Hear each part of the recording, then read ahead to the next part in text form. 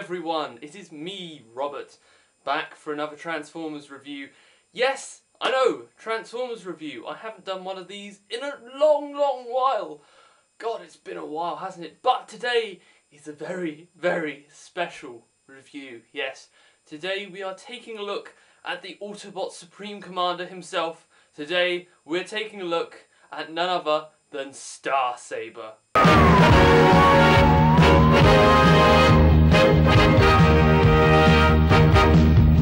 So, where to begin, really? Because Saber has a huge character, and he also has quite a big toy. So this video is going to be split into two parts. The first part, which you're watching now, is going to be about his character, his background, what he's done. The second part is going to be the review of the masterpiece figure. Yes. Oh my word. Oh, wow. Just, that'll all be in the second part of the review. So, his character then.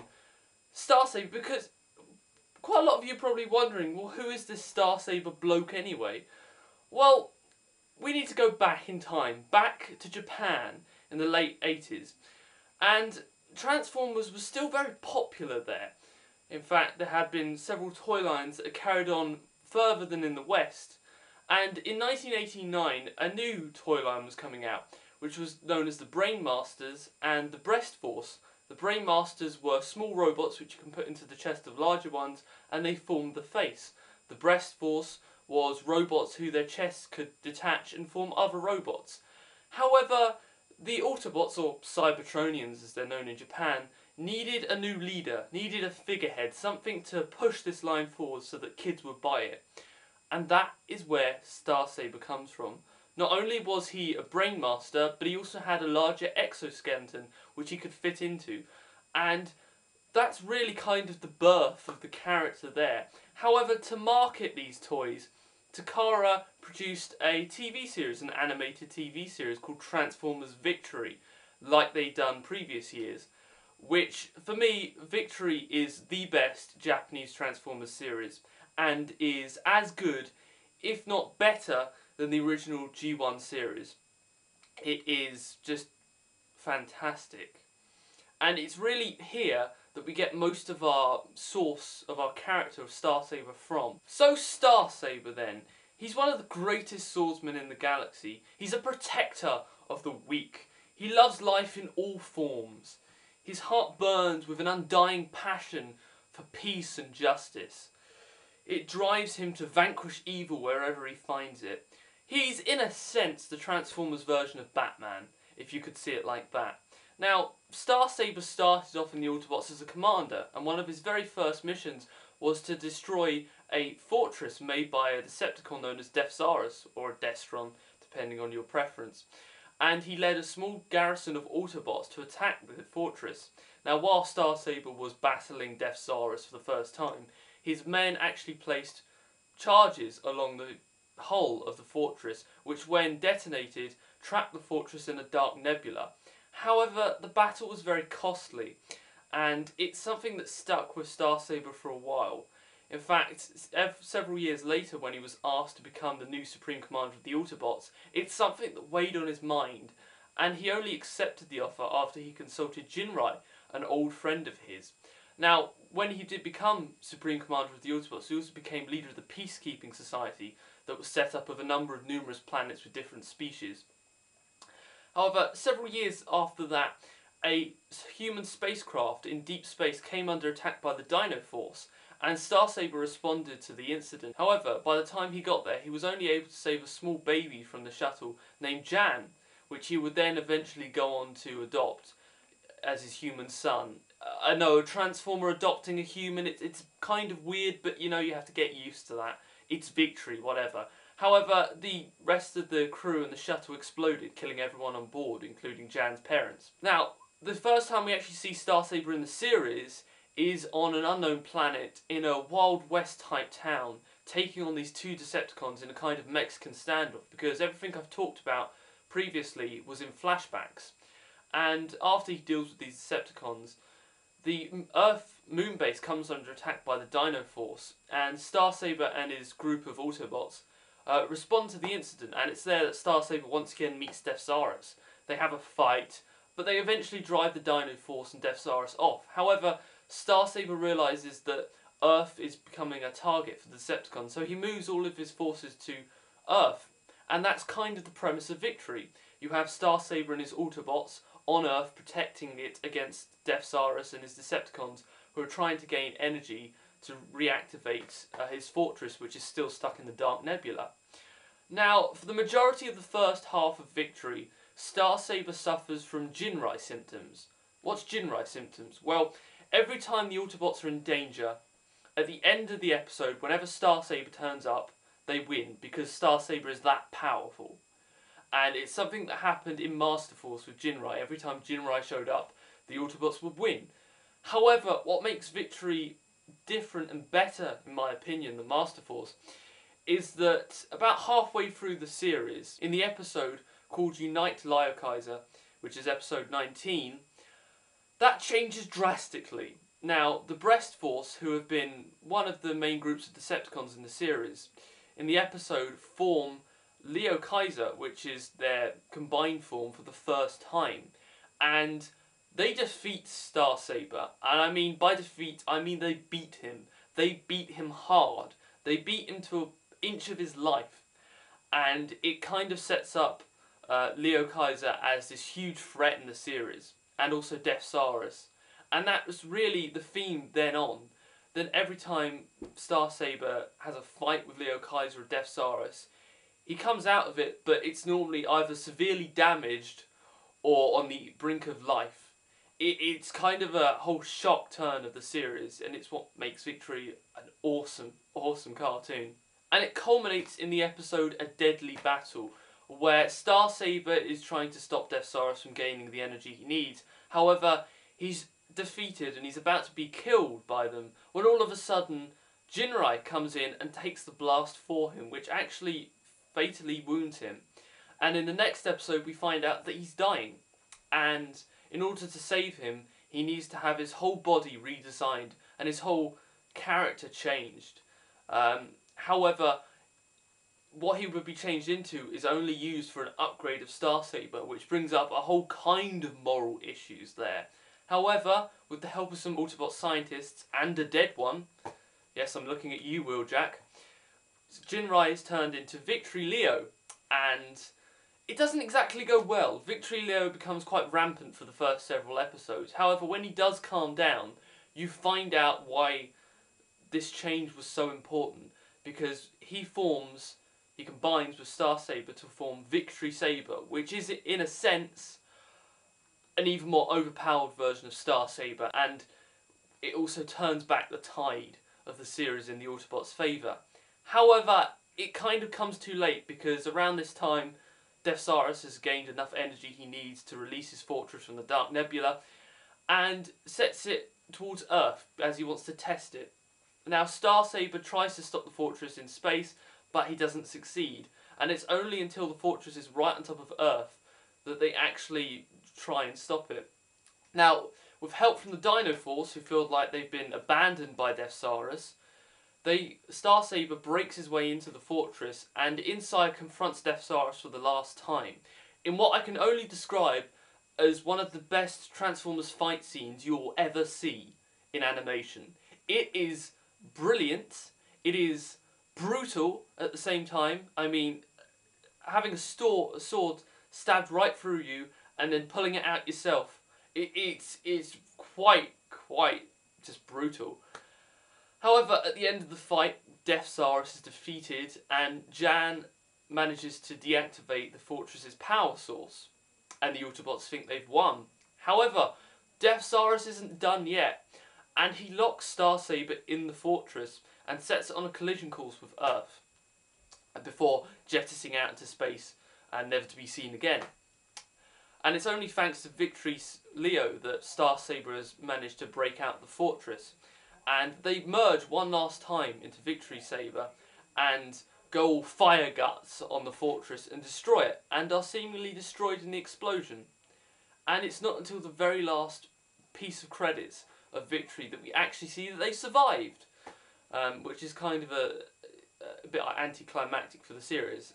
But that's it. That's Victory. There is a lot more to it that I can talk about, but if I was to say every single thing Star Saber did in Victory, I'd be here for years. Now, after Victory, Takara created Zone, or at least tried to, which was supposed to be another Transformers animated series. However, Transformers' popularity was waning at the time, and Zone only ever managed to get one episode, which, depending on how you look at it, it could be a blessing or a curse. However, at the beginning of the episode, the 9 resurrected Decepticon generals are attacking a planet known as Fermia, and they're obliterating it. And one of the inhabitants on the planet, Kane, is caught in one of these explosions and is about to fall into lava when out of the sky comes Victory Saber to save him, which he manages to do and gets him on a shuttle as the planet is being destroyed around him. However, Victory Saber is caught in the lava, and as the shuttle blasts away from the planet, you see it explode, with Star Saber still trapped on it. And Star Saber has thought that he's dead, and for real this time. And it's not until 3 months later, when Diatlas and Sonic Bomber, the new guys on the block, the Power Masters, find Star Saber's body in space and return him back to Planet Zone, which was the Micromaster's home planet, but it's now been upgraded. And you find out that Star Saber isn't actually dead. He is just severely damaged, and for the rest of the episode, he's put on a life support system to keep him alive. Now, at the very end of Zone, once Diatlas has defeated the 9 Decepticon generals, or at least most of them, we find out that Star Saber actually has made a recovery, and in one of the most out-of-character moments that you're ever going to see, he hands over control of the Autobots to Diatlas just like that. And then it ends. And that's Zone. It's bizarre. It's one of the most bizarre scenes you're ever going to see in Transformers.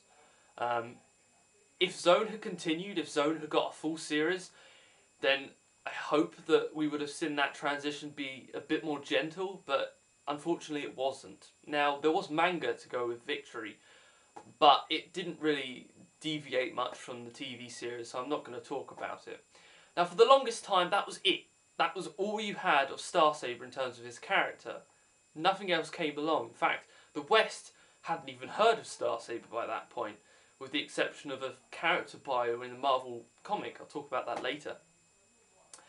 And it wasn't until Robot Masters came along that Star Saber reappeared. And Robot Masters is a very bizarre Japanese toy line in which they took famous characters from across Transformers history and put them to fight against each other. It's very bizarre, and they made a cartoon which was 3 episodes long. And Star Saber appears in the first episode after investigating an explosion, and he comes into a fight with Starscream, G1 Starscream, and then Victory Leo turns up, and they're able to defeat Starscream, and then later on in the episode, he helps out Optimus Prime and Optimus Primal to defeat Beast Wars Megatron. As I said, it's a very, very weird cartoon. And it only ever got 3 episodes, and there was some fiction surrounding it, but again, it didn't really deviate much. And again, that was it. There was another huge long period where Star Saber just went completely empty of character, until Transformers GT.